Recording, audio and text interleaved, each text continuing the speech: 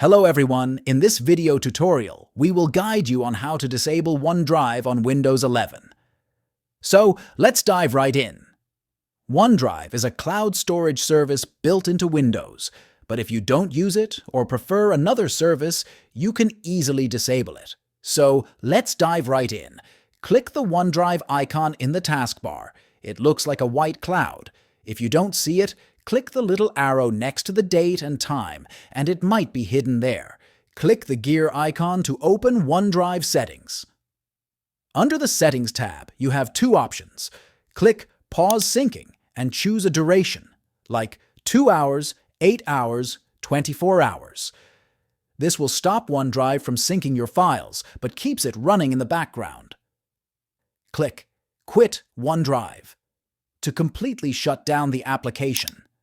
A confirmation message will appear.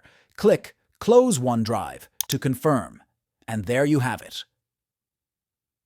If you find this video helpful, don't forget to subscribe to our channel for more tutorials. Thanks for watching.